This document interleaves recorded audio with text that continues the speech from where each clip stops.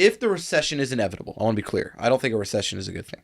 But if a recession is inevitable, the faster it gets done, the more we can get out of a fear-based state of planning and capital allocation. Mm-hmm. I mean, at the end of the day, I'd like to assume we're not plumbers. You know how everybody poops? Yep. They're recession-proof. Doing advertising for tech is not recession-proof. Doing marketing for tech is not recession-proof. It's close to recession-proof historically because tech has kind of always been on the way up. But as we've seen in this latest cycle, tech is the one getting crushed. And that's made it definitely a lot harder for Directive and for us. I mean, in our day-to-day lives, a lot of clients want to take things in-house and see if Jimmy or Jill can do it, you know. And, you know, hey, Jimmy, didn't you used to do Google Ads?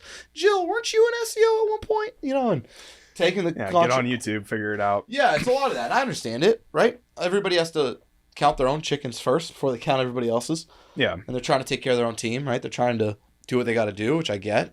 So, you know, the industry we're in, which is a third-party vendor that manages your marketing and advertising, is tough. I think the good news for us is twofold. One, positioning-wise, we work with larger, more established tech companies. So hence we have a lot less exposure because there are less startups and more publicly traded or large tech companies, number one. And then number two, we're positioned into revenue. You know, we're not doing feel-good marketing. We're doing top-line revenue-generating marketing. And I think because of that, historically, like when COVID hit, we grew 3% that year. So I've been pretty proud that the organization at Directive is seen valuable enough in our customers' eyes that when things get bad at the macro level, we're able to get through it and our customers rely on us to power their business. I can't say that we're essential, but I think we're pretty darn close. Yeah, You know what I mean? Yeah, Like, we can fit into the plan of do more with less.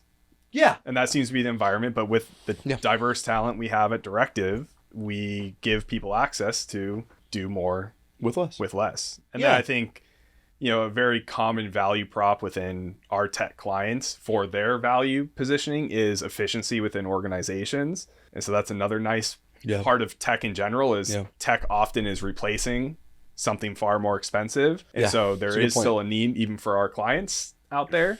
Yeah. Still pretty strong positioning. Tech's still new enough that not everything is tech enabled, to your point. And so when people are cutting costs, sometimes they're cutting costs on headcount to bring on tech. But we're pretty darn close to the end of that. And as a third-party vendor, you're always at risk. You just are. Yeah, of course. But I would say we're doing as good as you can do to stay critical. Like, I always want to make sure the service we offer, the positioning we have in the market, the way we tell our story, the way we establish ourselves with our customers is that we are mission critical to their revenue forecast. And I'd say we are. I would say we are mission critical to a company's revenue forecast. The question is, you know, are you okay lowering that forecast to cut our cost, right? Yeah. And I think as long as that narrative is true, we're fairly recession, not proof, but recession. We can weather a recession. We're going to still get our bumps and bruises. Like COVID had some bumps and bruises, but there's still people buying and we got through it. Yeah. But this one was a little different because it wasn't like the whole economy was collapsing. It was the tech market was collapsing. Yeah. And like when COVID went bad, technically during COVID, tech stocks skyrocketed. Yeah, and the clients that had speed bumps, they were kind of oddballs where it really affected their business model. But if you remember, COVID went from fear to opportunity once COVID had occurred. Once we went through that whole wave and we got the vaccinations and everything became kind of like, this is the new normal, that's when our business took off. And so like, if you looked at that year of 2020, we lost a ton in the first 3 quarters of it and we made it almost all back on the back half of the year. That's kind of my point with this recession we've been in for what now? It's got to be, they've been talking about for about a year now. Hard? 6 months? 9 months? It's been pretty rough. I buy all tech stocks. They're getting clobbered. I go open up my Robinhood, I'll tell you. It ain't great. And yeah, I mean, I ride or die with the industry. That's the stocks I buy too because it's the companies that I've evaluated and done, usually brought on in a competitive vendor analysis. They're all down. I'm all red right now. That's why you dollar cost average. I buy every Monday. Yeah. If someone is down, I feel good about it. Yeah, you're like, oh, sweet, I'm buying it cheap. Yeah, exactly. And I did that for a while too.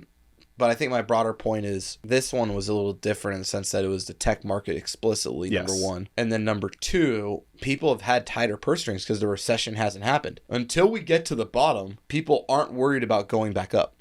I need like procurement and finance and the board and the executive team to have determined that the recession is already occurred or past us, and that'll then reopen the wallets to focus on growth. Right now, everyone's doing cost cutting, and it's just a really hard time to be in business. Yep.